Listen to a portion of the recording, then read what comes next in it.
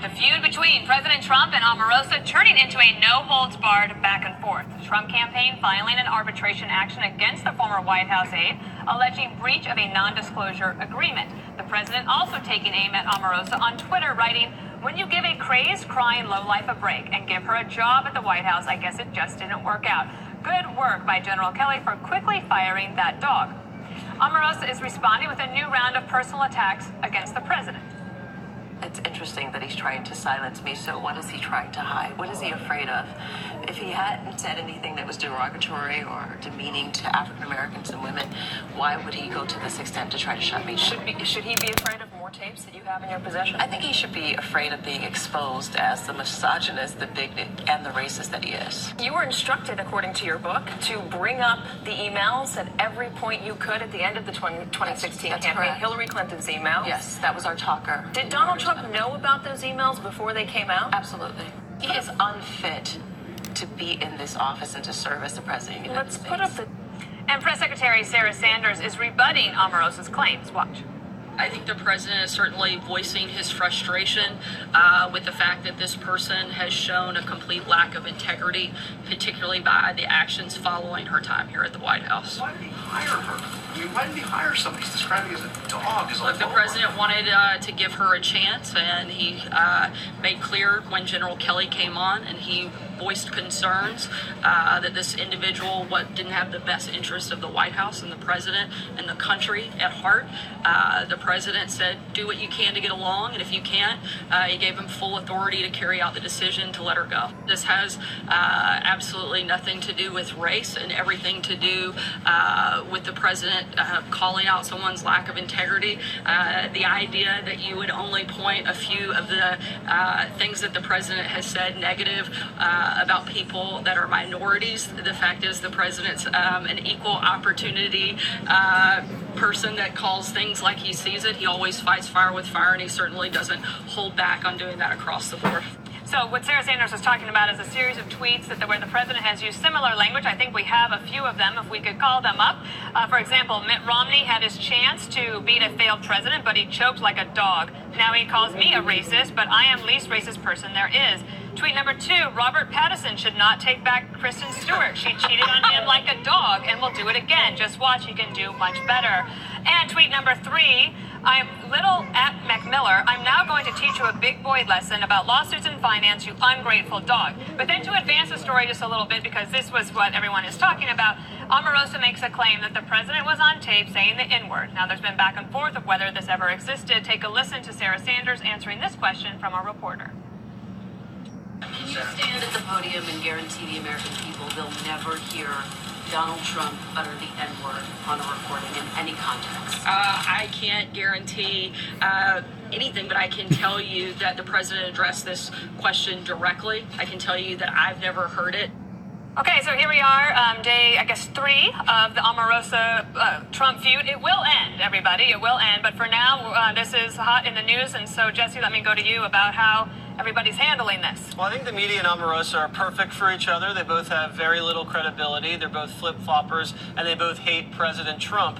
I don't trust anything she says. She's a serial fabricator. She should never have been hired for a job at the White House. She belongs in reality TV as a villain. He should never have hired the villain because obviously she's a huge backstabber. Hours after she was fired, she gets on the phone and starts lying to her friends and former colleagues about why she was fired. She said she quit, and then hours after she's fired, she comes up with this tape where the president allegedly uses a racial slur. Out of the blue, funny, the same day she was fired, she starts talking about the tape that someone played her. When they asked the person who allegedly played the tape, he says, I don't have a tape. I've never even heard about a tape.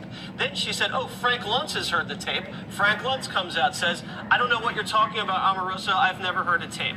So she has zero credibility at this point. Trump says he didn't say it. At this point, you have to take him at his word. Mark Burnett, the producer for The Apprentice, allegedly told the president that there are no tapes that exist of him saying this word. Her history in the White House has been riddled with poor poor performance. Al Gore's office fired her for, I think she was in charge of correspondence, and it turns out they found like 80,000 letters under her desk that she never even sent back. And then they transferred over to the Clinton team and Commerce Secretary's office, and they had to get rid of her because she was an absolute personnel disaster. This is not a racial thing to call someone a dog. The list goes on and on. He's called Glenn Beck a dog, Ted Cruz, David Gregory, Ariana Huffington. And I think Sarah Sanders said the right thing today when she was confronted about the racial issue. She said, in 1.5 years, Donald Trump has created 700,000 jobs for African Americans in this country. And in 8 years, President Barack Obama had only created $195,000. I just let that speak for itself. Vaughn, I'll give you the next word then. Well, I just think that's pretty ridiculous. I mean, the fact is that what you see here is an economy that's been recovering, it's been steadily recovering. Black community still has twice the unemployment of the white community. Is he taking any steps to deal with that? Let's get to the dog thing, because I think that's kind of the top of the news today. This is so deeply offensive. I mean, it's one thing he's calling LeBron dumb. He goes after Don Lemon as dumb. He goes after black women. I can think of Frederica Wilson, Maxine Waters, Suzanne Rice, Donna Brazile. And now this thing, I just thought, I don't care of your race, but I just think to call a woman a dog in this way was so demeaning, so beneath the office of the presidency. I worry about just our kids. I mean, that you have to say, oh, that's the president. That's the way he talks about a woman that he disagrees with. On some level, I wonder, why is he engaging? Why would the president engage with this person? But then you realize, oh, in some of these tapes, like we thought the stuff about being fired in the White House Situation Room by John Kelly, who's going to believe that? But here comes the tape. Then with regard to the N-word, here comes, she says, people say, oh, no such tape. Then Katrina Pearson and others who were Trump aides say, we never had such a conversation with Omarosa. Omarosa produces a tape. I'm thinking, wow, so maybe there's something to it. You say she has no credibility. I would agree with you. I would have agreed with you a long time ago, Jesse. But she keeps producing tapes that, in fact, back up her story.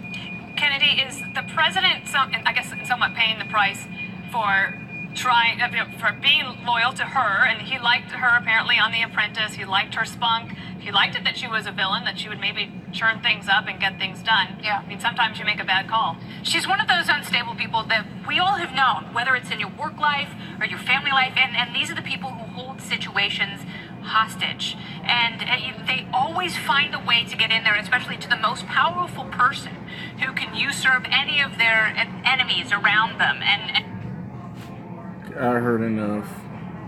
There's one in my holster. Ah! Hey!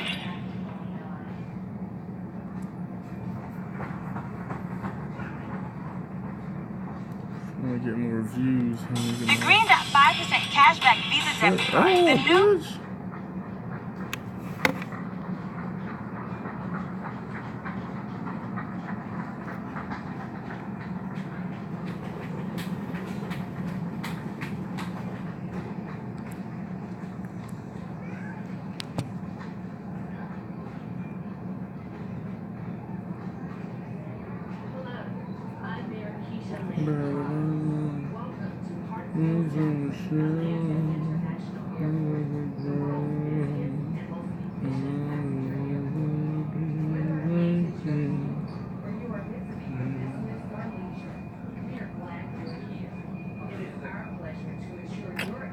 Damn, this is cool.